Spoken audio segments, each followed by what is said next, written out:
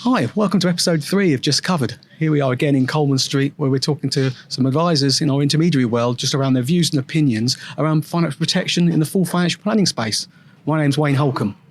And he's joined by myself, Hazel Johnston, and today we are thrilled to be speaking to Nicola Crosbie. Nicola, I've been so excited to have you on. The minute I saw your LinkedIn and the kind of way that you describe your role as, you know, empowering clients and being a financial coach, really, it really caught my eye. So do you want to tell us a bit more about that? Yeah, thank you. Thanks for having me today. I'm Nicola Crosbie. I run my own company, Moran Wealth Management. I'm a chartered financial planner. So I've been in the industry now for 24 years and advising for 18. So yeah, I do view it as a kind of a relationship with a client to help them make their own decisions. So we can give them the power to do that with our knowledge. Yeah, absolutely. Because clients don't really know about this, do they? Until they come in and speak to you. You're quite often do you find that you're the first person to ever speak to them about financial planning? Or? Yeah, quite possibly. I had a discussion about that yesterday, and it was saying that if a new client comes to you, what are they coming to you for? And sometimes they don't really know why they're coming to you, but somebody's maybe said to them that they take advice or they've got a planner. So it's your job to really unearth the reasons for that. Another common reason is they have a need, like they have a mortgage that they need protected or they want to retire. But generally it's they just feel they should be doing something about something because someone else is and they've mentioned it to them. Sounds like a real USP. So how did you sort of come across that and how did it all begin for you in the industry? It's been a long journey. So originally I studied architecture, but my father was, I would say, a real traditional financial advisor, Abbey Life. So I kind of knew about advice and did some admin just at weekends when I was at uni. So I really did know about the industry, but I wasn't attracted to it at all then. When you walked into their offices, it was just men sitting about with phone books, phoning to get clients. So it was very much not my kind of thing. So I left university having studied architecture, got my degree and really didn't really want to do it, but I tried for a year and I suppose my heart wasn't in it. So I really had to think about my future and I just didn't have a clue what I wanted to do. So 21, clueless is probably how I started. And then I fell pregnant and I really needed a job. So the default was to work for my dad and do his admin, which it felt like a real failure. But I thought, I probably could do this. And I kind of watched him and I thought he really was a real kind, helpful person. And he really focused on mortgage and protection and the need. But he just really kind of got to know his clients and became part of the family. And I thought, well, I like working with people.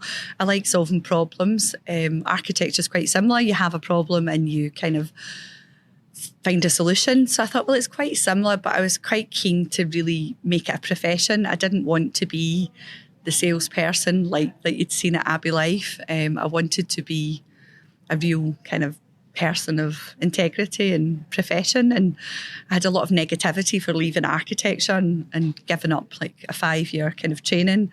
So I thought, no, I can do something that will be just as good as that. So that was my kind of driver at the start. I resonate with that so much. I mean, I've already mentioned starting my journey was in physio. I did physiotherapy at uni and I felt the exact same as you when I came into this industry, almost like I'd failed on my initial course of life. And I almost fell into this industry by accident almost. I saw an opportunity to get a qualification in mortgages and I thought, oh, that sounds great. I'll go and do that. And then here I am a long time later. But isn't it funny that so many people come into the industry that way? It's almost like by accident. What more do you think we could be doing about that? It's incredibly common because I did a master's degree and I did a dissertation, and one of the questions I asked people was, how did you get into the industry? And there was not one chose to be a financial advisor.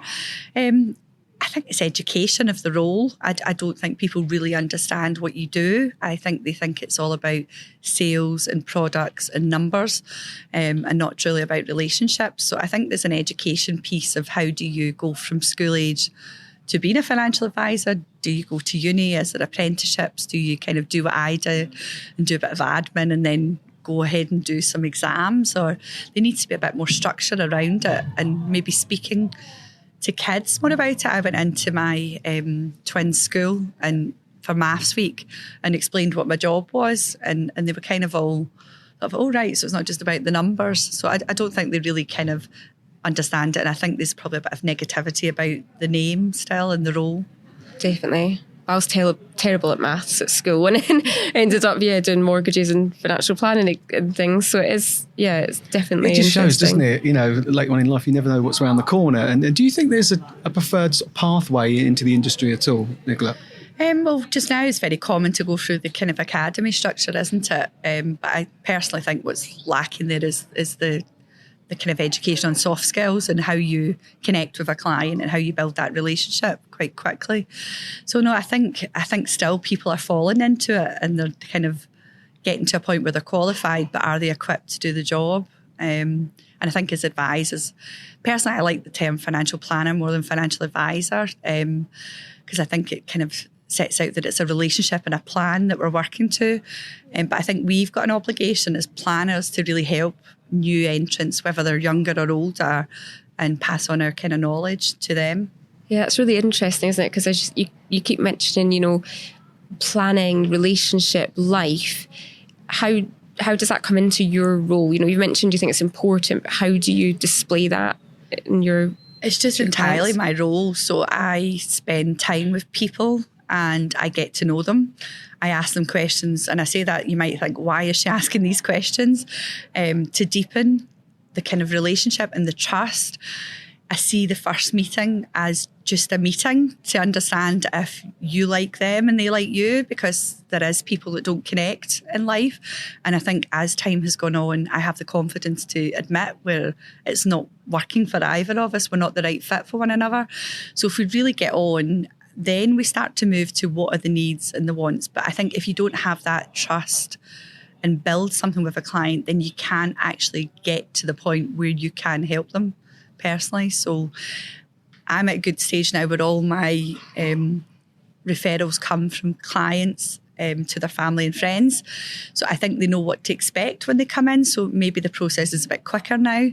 But I think at the start of my career, it was just, I was interested in helping people. I did what I said I was going to do. I gave the right time scales. I didn't let them down. And you just built up that kind of rapport with people. And that was probably the things I didn't like about being a mortgage advisor, because it felt much more of a transaction. And doing that at the start of my career, I quickly realised I didn't want a transaction. I wanted to deepen the kind of offering to them. Yeah, you're really walking the walk in terms of, we've got a session that we run through here in Hazel's team where it looks at trust. And there's so many different constituents and parts to that, isn't there? Reliability, so doing what you're saying you're going to do, getting on with people, being flexible to their situation, and a variety of other things. And the soft skills element of it that you mentioned earlier on. Do you think that that's sort of, if you like, gone down in terms of our industry, do you think, in terms of the importance of that, or not? Is it... I think there's more of an uprising, to be honest. I think people are becoming more aware that they need to have an approach that's genuine to them.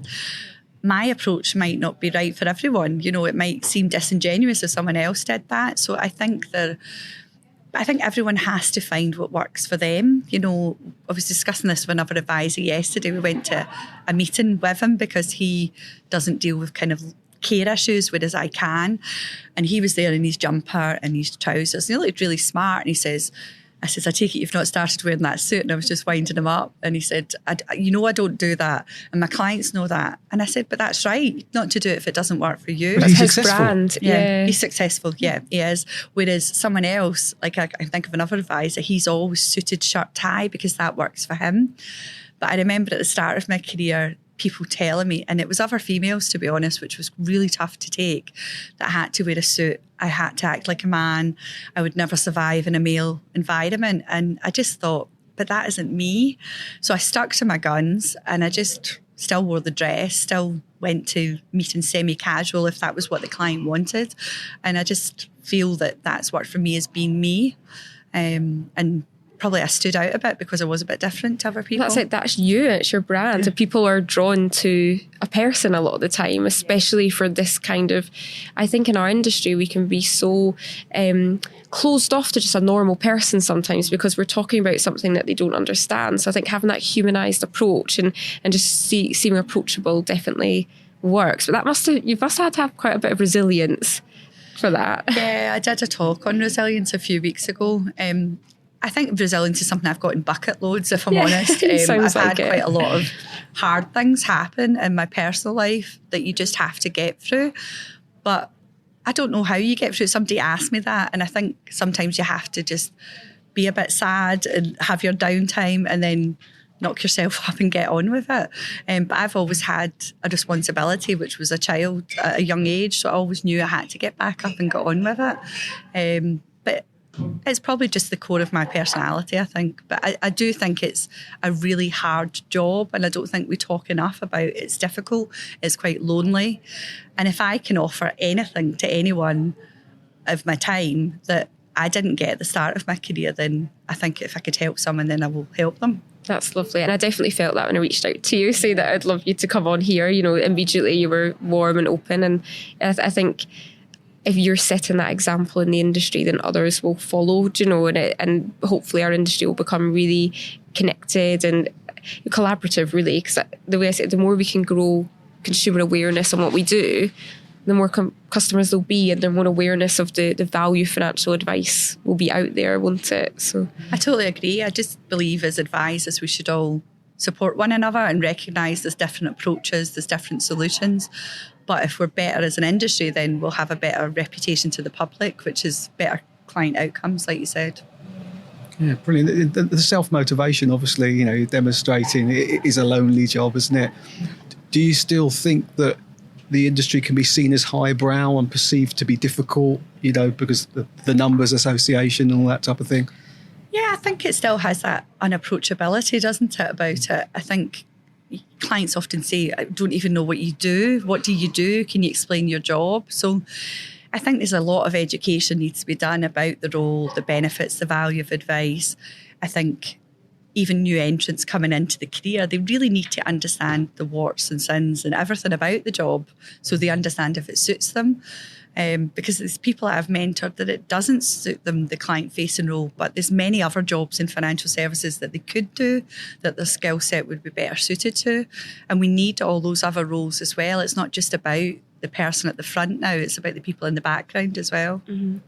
And you mentioned you know, collaborating with others who then approach you for some of the expertise if they've maybe not got an expertise in care, as an example. Do you find having that network is really important to you as a financial advisor? How do you utilise that? I don't think it's been the main part of my business, but I think I've always made a point of trying to be as qualified as possible so that I've got the knowledge. If I think it's something I couldn't do, I would certainly pass it on to the person that could do it.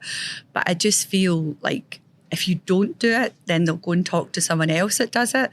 So if you have a connection or somebody feels they could pass something to you and you're a safe pair of hands, then you won't, you know, steal that client off them. So it's a really good way of kind of broadening your offering. If there's something you're not comfortable in, fine, somebody will be. You know, protection is the prime example, isn't it? People choose not to do it, but it's actually the real foundation of financial planning. So if you don't do it, and they talk to somebody else or something bad happens, then you've really lost a bit of credibility with that client, haven't you? And potentially you could lose that client or leave them in great risk if something bad happens, like a critical illness, for example. So do you do all your protection yourself then? Do you try and do all that? I do still, because I feel it's where I started. It's probably, I just think protection. I'm probably the most overprotected person in the planet. Me too. But I've seen many payouts, many claims. I've seen what it does to a family when they really need help.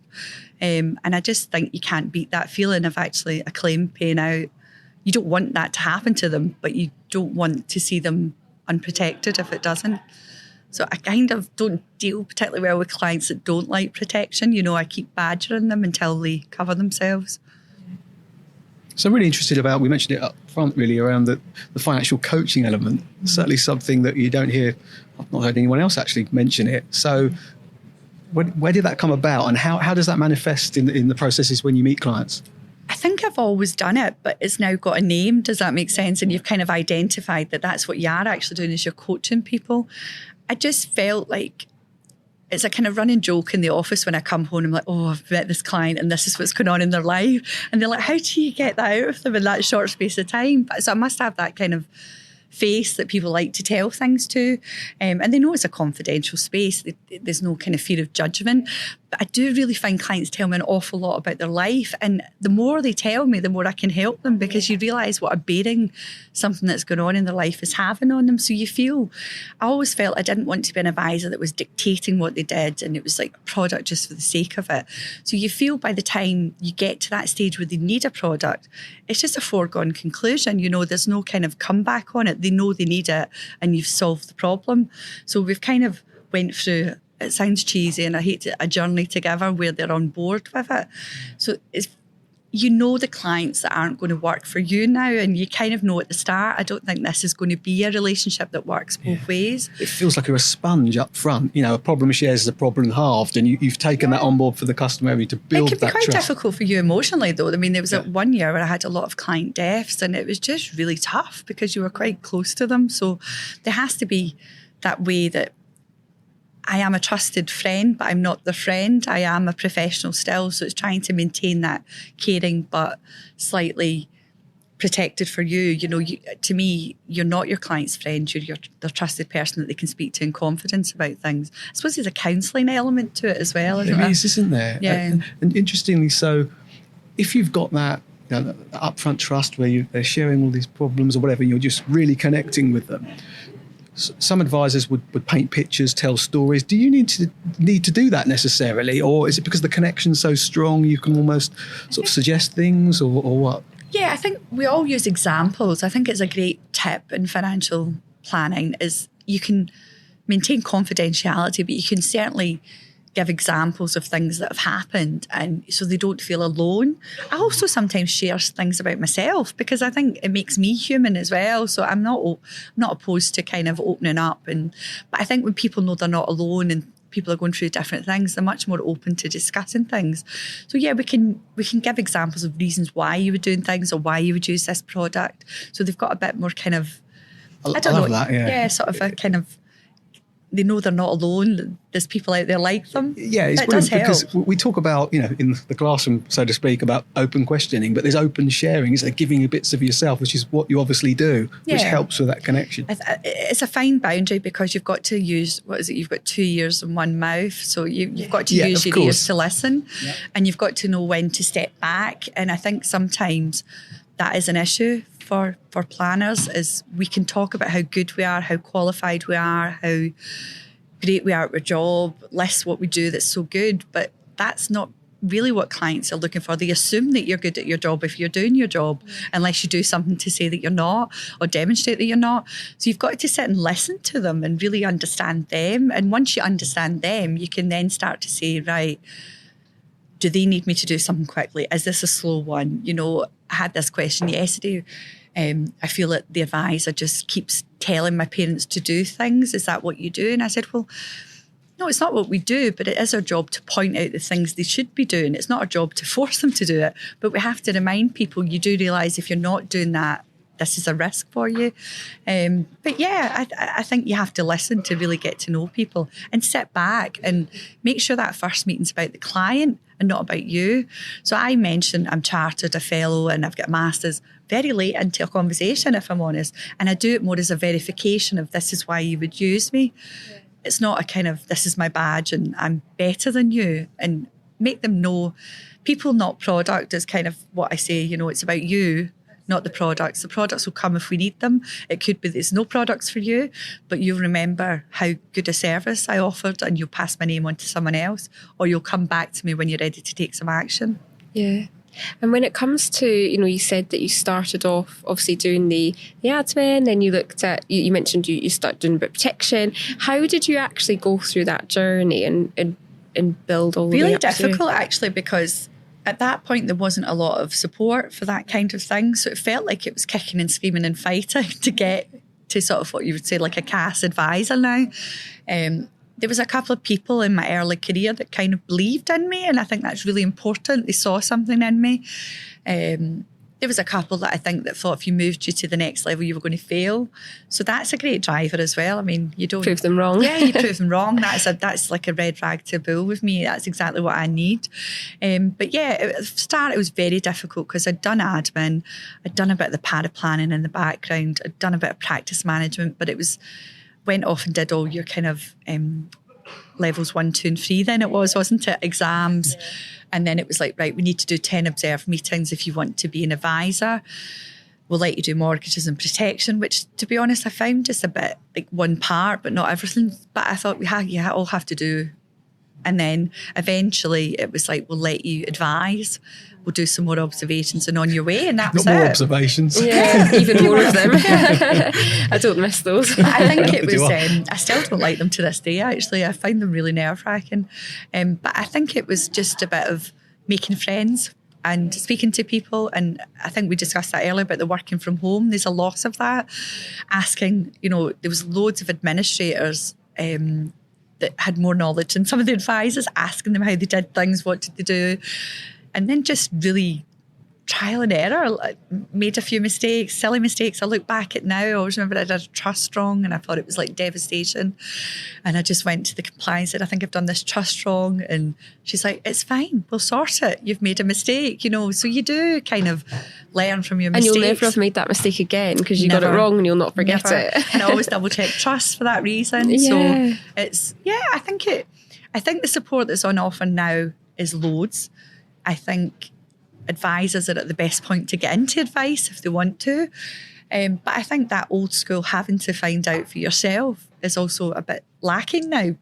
It's sort of there, but, networking within can be really helpful. Ask people who you can phone. Because I always say to younger advisors or anyone that's new, just phone if you want to ask. I could probably answer your question in about 5 minutes. Could save you a good hour of looking. And that's how I learned, I think. I suppose the big question is, how do we get people to, say, your level in terms of that soft skills, that relationship sort of building and stuff, with all the research or information they've got available to them? How do we do that without having to go through the pathways that you went through? Yeah, I think there's a real need for that. That someone to show them how to learn the soft skills, and I don't think that's something they can learn straight away. It maybe takes a bit of coaching of them. I think that mentor-mentee relationship is really important, but there isn't enough of us to go around, and not a lot of people want to do it. So it's something I do and I give up time to do. And even if I always get told if you took one thing from somebody said and tried it and kept on it, then you would learn. But I think there's a lack with that. Personally, I felt continuing on the qualification route was really important. I kept working towards chartered, working towards fellowship, because I felt the more knowledge I had, the more comfortable I felt. I kind of then looked at a client and they might have said something that rang an alarm bell and I thought, I need to check that out, but at least I knew to check it out.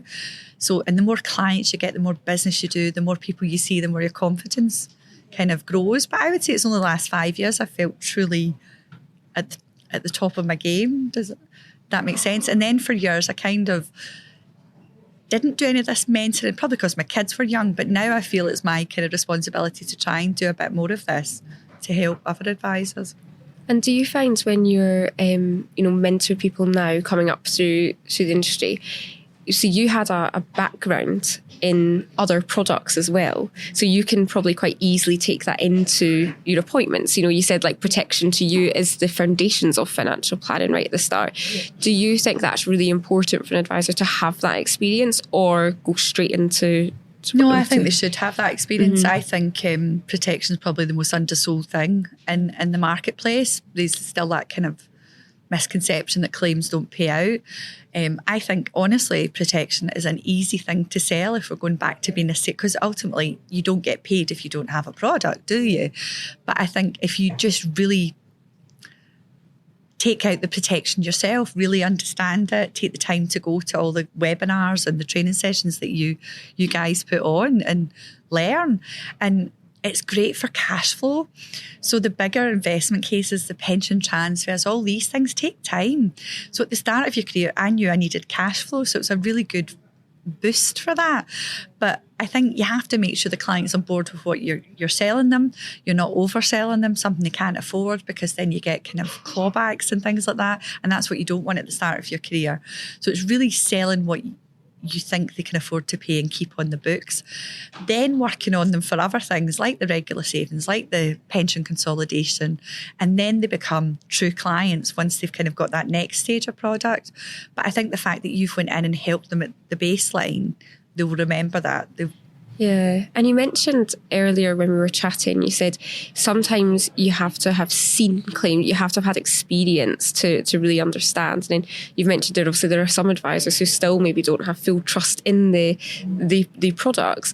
Have you got any like claims that really stick in your mind that you think, thank goodness I did that? Or every claim I've had is stuck in my mind. And I've got a lady that actually came to me just now, and I'll not name the provider, but they are not paying out her husband's life cover claim.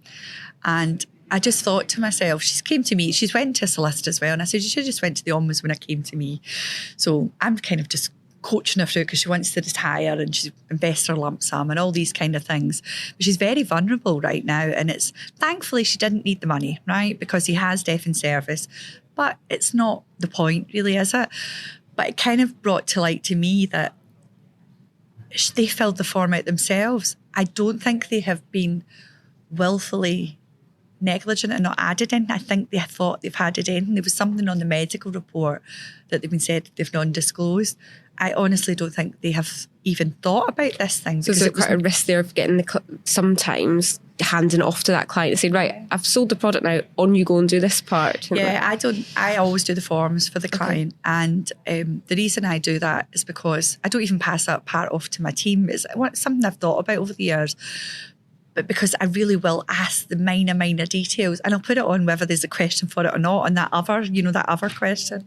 Because I think something like the online, it could be easy that it doesn't pre-populate the questions that you want. But I always say disclose everything. Just get it out there so that we know it will be paid out. So yeah, I've had one this year, which is kind of, I had a client who had issues with drugs many years ago, so it's probably not one we want to talk about. And he'd rehabilitated and we could never get him covered ever. So eventually, as the years went on, he got life cover. Then we would try for a little bit of critical illness, and we got him up to 100,000 that he could afford. So I knew, hand on heart, they would pay out that claim if anything ever happened, because they went for so many medicals, so many GP reports, everything. He got prostate cancer this year. He is a friend's husband, and he's okay. He seems to be okay, but so far the prognosis is good. He paid for an operation in Germany using the money because he got his 100,000, and he was nervous. He's like, oh, my history. And I says, it'll be fine. Don't worry about it. Do you think that's the value of advice, though? And coming to an advisor and not just thinking, so-and-so on Facebook told me I might need this, I'll just go on and do it directly myself. Well, if you do it directly yourself, the worry is you underprotect, you overprotect, you protect yourself with the wrong product, you don't fill the form out right, because that other example is a prime example. What I found really strange, recently I was on something, and another advisor, very qualified advisor, said, I would never want to do the protection form with a client. I'd rather eat tinfoil. And to me, I just looked at him and thought, what does that even mean? But I just shut my mouth and never said anything. But it resonated with me, because I think if somebody's okay to open up about health, then they're being really open with you, aren't they? And as you go on, you can go, oh yeah, I had another client who had something similar. Or if it's mental health issues, I've got mental health issues in my family, family members. So I can say, oh, it's such a tough, and you can kind of say it's really hard. I used to find that I could relate when I was doing the medical forms. You'd see like some clients would be really sheepish and get really ashamed of answering certain things, and mental health being one of them. It's only going to get more and more common. But I would say I was able to say, I'm so sorry you're going through that. It's really tough. Like I've had experience family too. Yeah. And then they were so close to you. So the next time their mortgage was due for renewal or they needed something, they came straight back because they were like, we know that advisor cares, like she understands. And it really gives, going back to that relationship building, gives that channel, doesn't it? Big thing about hidden vulnerabilities, isn't there? I mean, there's a lot of kind of FCA kind of spotlight on that as well. And to me, vulnerability isn't just bereavement or illness or age. It's so much broader than that. And I do generally attract people who are going through very difficult situations, and I think it is because of that. But I do think the health application gives you a real opportunity to learn a lot more about them and to kind of unearth if there might be some potential vulnerabilities that maybe they're masking. You know, even the most put together person can have issues, can't they, when you actually get kind of scratch the surface. Maybe it's around belief that people do want to open up, because sometimes I suppose you could think as an advisor, the customer may not want to talk to me about those types of things, but obviously they do. Very rare. And sometimes you get the situation where there's two and you know something's not quite there. And then afterwards they might phone and say, I'm really sorry, we're actually struggling in our relationship. We're thinking about getting a divorce, or my partner's actually not really that well just now. So they maybe can't say in that meeting for some reason, but they want to give you some kind of context afterwards. So yeah, I mean, to us, it's all confidential. I share these things with the office so that they're aware when people phone of how maybe to deal with things. You know, like I've got a lady whose memory's not quite as good as it once was. So, you know, I'm trying to speak to her family about that, just to say I think maybe she needs some kind of extra support. It's a very delicate one, but just if she phones in, just be kind of mindful of that. You're being very inclusive. That's the way I'm seeing this. You're very inclusive to everyone, and you're thinking, well, I don't want there to be a barrier from anyone receiving good financial advice. So that's the way I see it, that you're making it easy for those who probably need it most. Yeah, to actually initially come and I work focused with on you. kind of wanting to make sure females took advice, but after I did the research and the masters, I realised there was an issue with all kind of minorities as such, you know. I think, well, like the LGBTQ community particularly, I've got like my oldest falls into that category. So you kind of think for them as well. And that's only kind of coming into my head now as I'm going through that. And you're going, there's actually real issues with all sorts of diversity. And I was speaking to an advisor yesterday, and he says, but that's changing. And I was like, yes, it is, but it's not changing at any great speed. Because I believe if we had a diverse advisor population, it would be more approachable, and people would actually think, well, I could take advice off somebody that's, and I'm going to generalise here, but the population of advice is mostly older, and it's still male, isn't it? So it's kind of white male. So, and I'm not saying that's a bad thing. That's what it was, and I'm not saying we have to change that entirely. But it would be good to have something that's a bit more reflective, because I think people would then relate more. I spoke to a consultant actually, Carla Langley, the other week, and she said her thing is she doesn't feel there's a lot of Northern or Scottish or Welsh advisors. There's not many of us, really. So she said, I feel like from council house background, because when we were talking, I said, well, that's my background. She went, oh, it's so refreshing. She said, that's my thing. I want to get like more inclusive of all kind of social classes as well. I totally agree with you. I'm council house background completely, you know, one parent family, and, you know, no one in my family come into this industry. Yeah, or took advice, yeah. You know, so I totally agree. And that inclusivity thing that you're demonstrating and you're sort of, I suppose, blowing the trumpet about it is completely so important.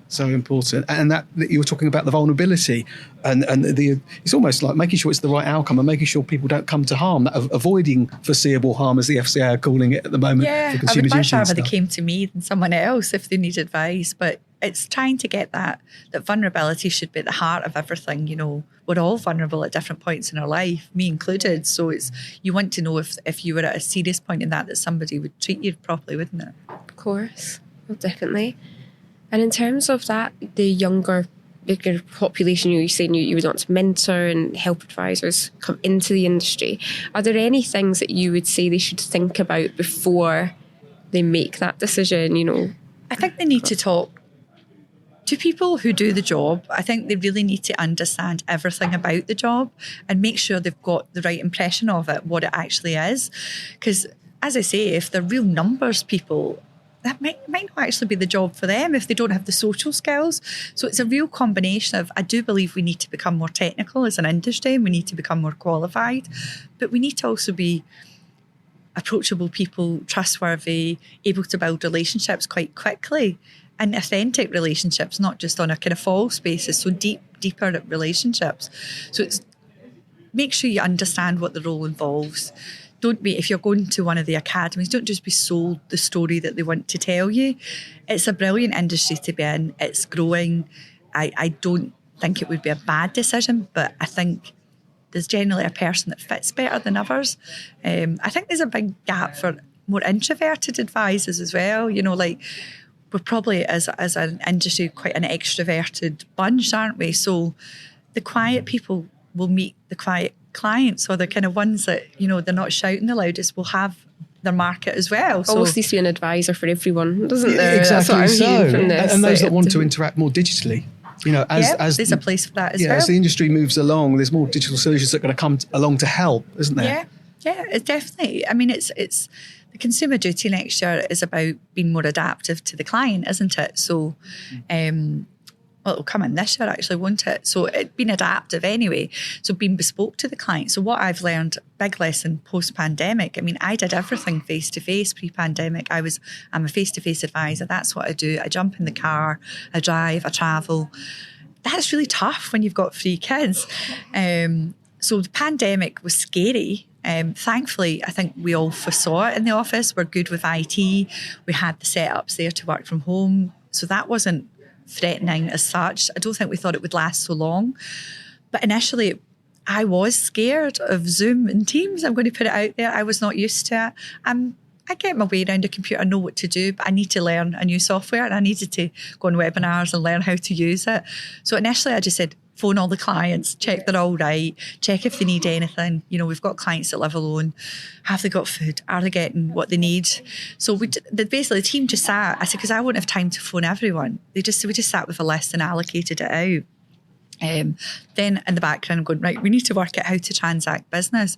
And really we didn't do any business really for 3 or 4 months because people just didn't have the cognitive function to make a decision.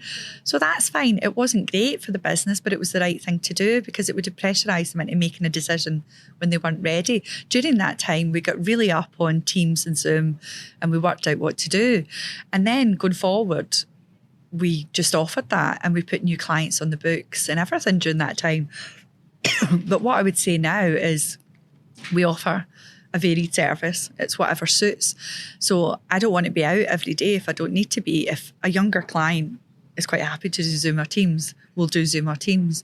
You know, if they want more phone check-ins, we'll do that too. So we've really adapted our service, I think, and trying to work out what works for everyone a bit more. That's amazing. Yeah, Just, I don't know if you're getting this, so Hazel, lovely. but what I'm getting, so I'm getting such a warm feeling from talking to you at first. The flexibility of the service, what you do for your clients, you're checking they're all right, making they've got enough food. The one thing that's coming across is you care.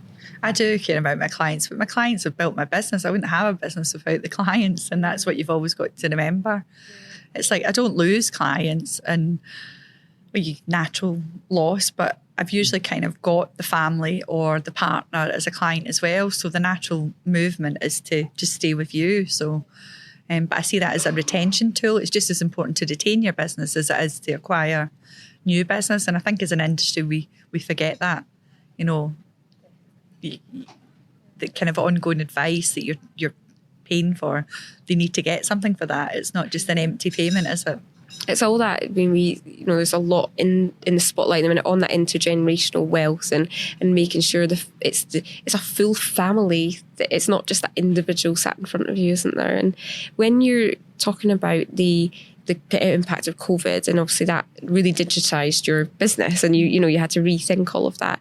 How have you seen the customer mindset change, especially if we are looking at things like vulnerability protection, those kind of products? Yeah, I think they're all open to it changing. I think with some clients it's offered more touch points, like the clients, I do have clients all over the UK. So like one next week, she's in Chester and we'll just do a Zoom. So you're seeing more of them almost. I mean, they're inviting me to their wedding. So that just shows that kind of how deep the relationship is. But yeah, I think generally your older clients still want the face-to-face. They still want 2 hours of your time. You know that. So you put it in your diary. They want to, like yesterday I had lunch with my elderly client and she always makes a great lunch, so it's a privilege really, to be honest, but that's 2 hours of your time. But she's one of my best clients, so it becomes a kind of mix between social and what's profitable. And I think the mindset needs to change from it's not just all about new business. I go into a meeting and I think, well, is there business to have? is a referral to get, or are you just stabilising the business that you've got? And there's 3 outcomes of that, isn't it? By going to a review meeting and seeing your clients regularly, you're getting one of those 3 things from it. And you'll always get some clients just don't refer, and it's not because they're not happy because you ask them. It's because they're just not that way inclined. But then you get probably a couple of handfuls of clients who refer all your business because that's what they are like. They're real advocates for you. Yeah. And do you think there's a risk there then?